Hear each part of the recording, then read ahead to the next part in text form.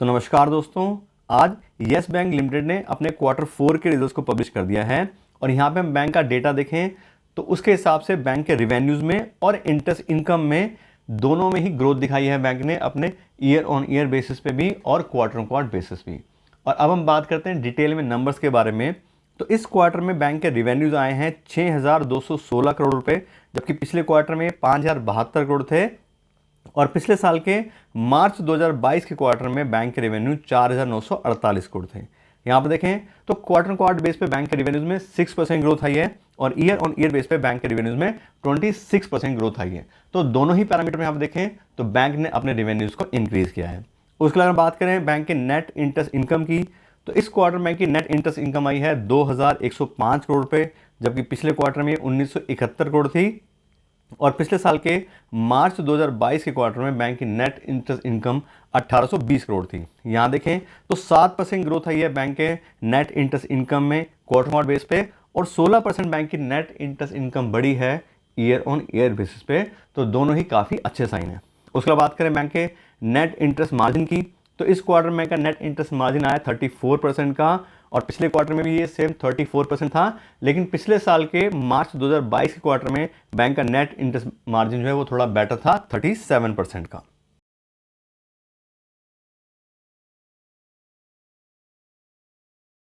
उसके अलावा मैंने इस टेबल में एक और डेटा को इंसर्ट किया है और वो है प्रोविजंस। ये मैंने क्यों ऐड किए ये आपको बताऊंगा। और इस क्वार्टर में बैंक ने 618 करोड़ के प्रोविजंस करे हैं। प्रोविजंस का मतलब कि वो पैसा अलग से रखना कि कल को अगर कोई भी खर्चा पड़ेगा तो हम वहाँ से यूज़ कर लेंगे, वो होता है प्रोविजंस का मतलब।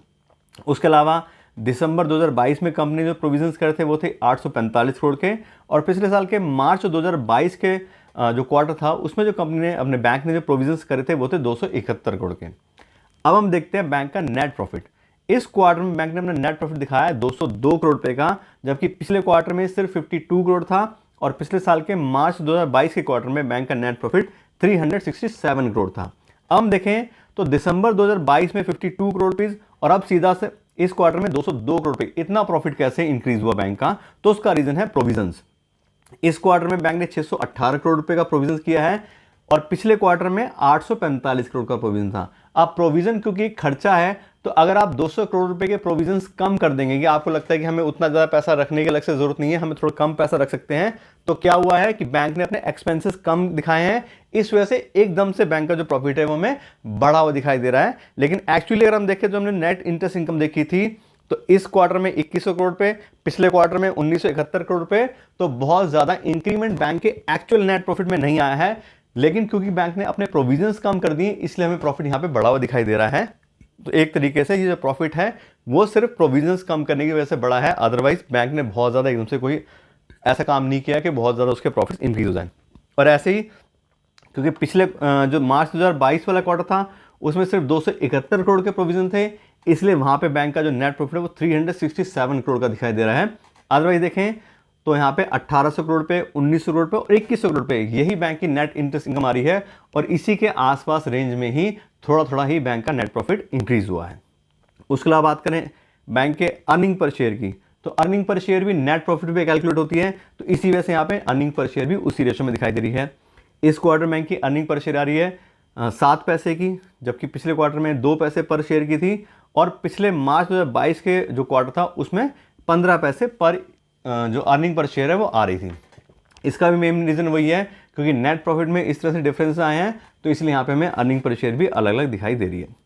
उसके बाद बात करें बैंक के एसेट क्वालिटी की, और इस क्वार्टर में बैंक के ग्रॉस एनपीज आए हैं 2.17% के, जबकि पिछले क्वार्टर में 2.02% थे और पिछले साल मार्च 2022 में तो बहुत ही ज़्यादा बैंक के ग्रॉस एनपीज थे, लगभग 14% के आसपास। तो सब देखें तो क्वार्टर ऑन क्वार्टर बेस पे थोड़े से बैंक के ग्रॉस एनपीएस बढ़े हैं, लेकिन ईयर ऑन ईयर बेस पे तो बहुत ही ज़्यादा रिलीफ है, बहुत अच्छे से मैनेज बैंक ने अपने ग्रॉस एनपीएस को किया है। उसके बाद करें नेट एनपीएस की, तो इस क्वार्टर बैंक के नेट एनपीएस आ रहे हैं 0.83%, जबकि पिछले क्वार्टर में 1.03% थे और मार्च 2022 के क्वार्टर में 4.53% थे। तो दोनों ही पैरामीटर आप देखें तो बैंक के नेट एनपीएस भी कम हुए हैं और एक काफ़ी अच्छा साइन है।